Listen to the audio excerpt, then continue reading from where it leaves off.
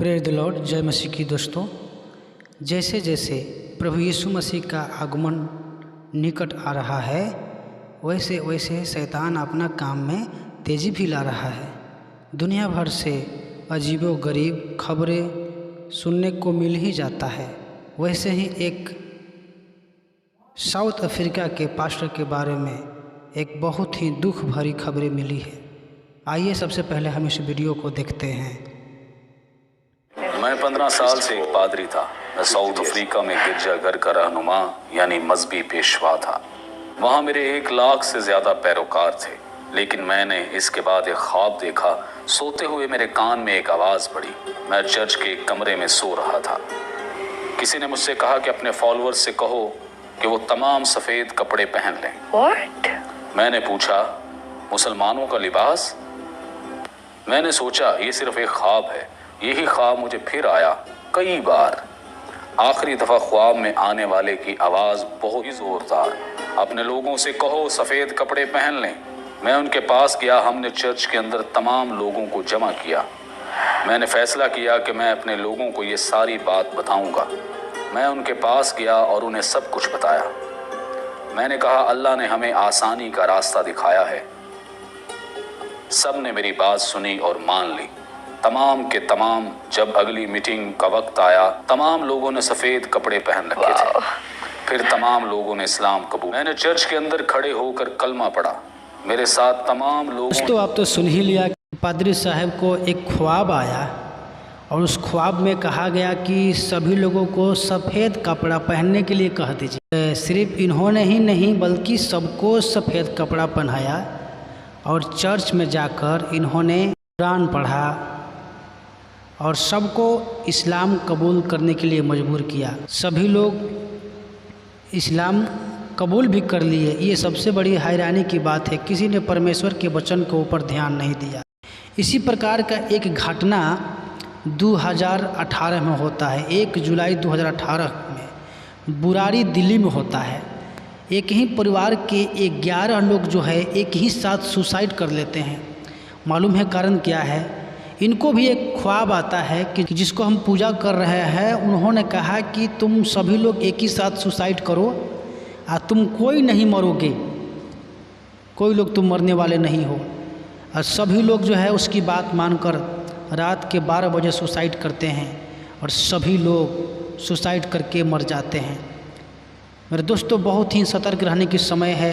Bible बतलाती है कि हमें सतर्क रहना है, वचन को पढ़ना है और वचन को जांचना परखना है, नहीं तो हम शैतान के चंगुल में फंस जाएंगे। इस प्रकार की ख्वाबों में सत्य परमेश्वर को हम भूल जाएंगे, भटक जाएंगे। ये सब बातें हमें समझना बहुत ही ज़रूरी है। दोस्तों, बाइबल बतलाती है कि अंत के दिनों में बहुत से लोग विश्वास से भटक जाएंगे, परंतु आत्मा स्पष्टता से कहता है कि आने वाले समय में कितने लोग भरमाने वाली आत्माओं और दुष्ट आत्माओं की शिक्षा पर मन लगाकर विश्वास से भटक जाएंगे। कुछ लोग चिन्ह और चमत्कार के चक्कर में सत्य परमेश्वर से भटक जाएंगे।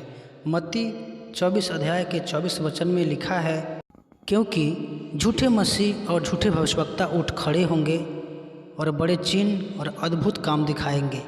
यदि हो सके तो वह चुने हुए को भी भरमा दें। पौलुस अपना जीवन में जब सत्य परमेश्वर को जान लिया और जैसे ही अनुभव किया, फिर कभी अपने विश्वास के बारे में न परमेश्वर पर संदेह किया न ही वो पीछा मुड़ा। जब उसका इनकाउंटर यीशु मसीह के साथ हुआ, तब से वह न कभी किसी बात में पछताया न ही पीछा मुड़ा। जब गलतियों की कलीसिया सत्य परमेश्वर से भटक गई तो उसको बहुत ही खेद हुआ। वह अपनी पत्री में लिखता है, गलतियों उसका 1 अध्याय के 6 से 9 में हम देखते हैं, मुझे आश्चर्य होता है कि जिसने तुम्हें मसीह के अनुग्रह से बुलाया उससे तुम इतनी जल्दी फिर कर और ही प्रकार के सुसमाचार की ओर झुकने लगे। परंतु वह दूसरा सुसमाचार है ही नहीं, पर बात यह है कि कितने ऐसे हैं जो तुम्हें घबरा देते और मसीह के सुसमाचार को बिगाड़ना चाहते हैं। परंतु यदि हम या स्वर्ग के कोई दूत भी उस सुसमाचार को छोड़ जो हमने तुमको सुनाया है, कोई और सुसमाचार तुम्हें सुनाए तो श्रापित है। जैसे हम पहले कह चुके हैं वैसे ही अब फिर कहता हूँ कि उस सुसमाचार को छोड़ जिसे तुमने ग्रहण किया है, यदि कोई और सुसमाचार सुनाता है तो श्रापित हो। दोस्तों, बाइबल बतलाती है कि कोई दूसरा परमेश्वर नहीं है, न ही कोई विश्वास है, न ही कोई दूसरा उद्धार करता है। अगर कोई ऐसा है तो प्रभु यीशु मसीह का क्रूस पर मरना, दुख उठाना सब कुछ व्यर्थ है। इस संसार में एक ही परमेश्वर है, एक ही उद्धार करता है और एक ही विश्वास भी है, और इसी विश्वास को हमें अंत तक थामे रहना है कि हम अनंत जीवन पा सके। दोस्तों, शैतान हमें अनंत जीवन से वंचित करना चाहता है, इसलिए वह नाना प्रकार के सिद्धांत, कन्फ्यूजन, विश्वास, विचार और बुराई का जाल फैलाकर अनंत जीवन से हम सबों को दूर कर रहा है। तो आइए हम शैतान के कोई भी बातों में न फंसे, परमेश्वर के वचन पढ़ते रहे, सतर्क रहे और दूसरों को वचन के अनुसार उसको हम सतर्क करते रहें। अगर आप लोगों को यह मेरा वीडियो पसंद आए तो सब्सक्राइब करें और लाइक करें, अपने दोस्तों को शेयर करें। प्रभु आप सबों को आशीष दे।